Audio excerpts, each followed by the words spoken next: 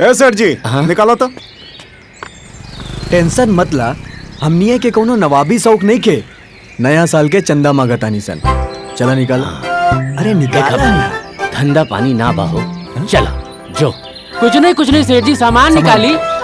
बोला। लिखी जोन बोला तानी। 10 किलो बासमती चाउर, 3 लीटर सरसों तेल, जननी लिखी 2 किलो लहसुन, गरम मसाला, अमरचो रखी। पकड़ा लो अब फूटा। चला देख ला। ई का देता नहीं सेठ जी। अरे इतना तो नचनिया के ढोड़ी में तेलवो लगाए भर के ना होई। ए भाई दूसरा जगह लग जाई। अब शुद्ध मन से तू लोग फूट ला। अरे छोड़ यार, खत्म आदमी भाई। चल अब खत्म मर दे। खत्म बर जा। हाँ जा। बताएं तोरा का कितना लिख दी? लिखी। हाँ 50 रुपया बा। अरे जानत नहीं के का सन? एरिया का रंगदार भुसंडी यानी हम। ये एरिया में रंगदारी खाली हम ही उसूल सकीला। जानता नहीं सर, बाकी हमनी के रंगदारी थोड़ा ना वसूलता नहीं सन। हमनी तो खाली नयका साल के प्रोग्राम के चंदा वसूलता नहीं। होशियार चंद, पब्लिक से चंदा वसूल के अंधा बनाता रहा। गुड्डू वसूली के सगरे पैसा निकाल के यहाँ रखता और यहाँ से फूट ला। चंदा वसूल ले बानी सब यार।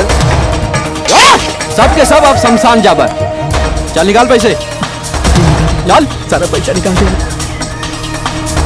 चल तू भी दे। कुछ नहीं भागने लगे कुछ। दूगो दुकनिया में से चंदा ले ले बानी।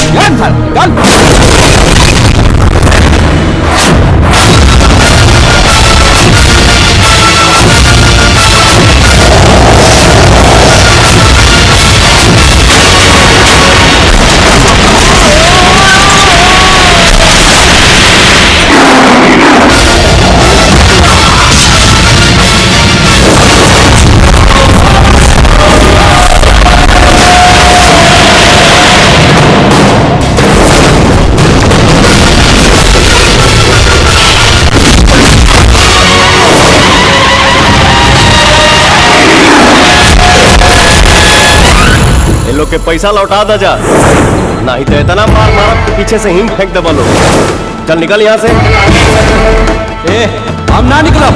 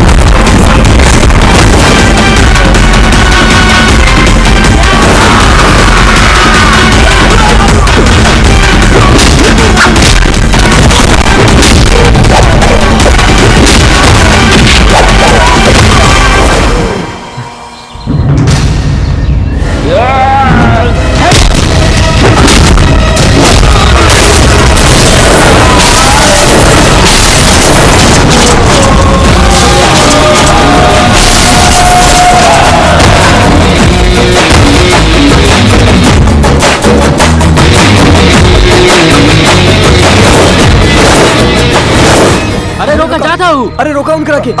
चला।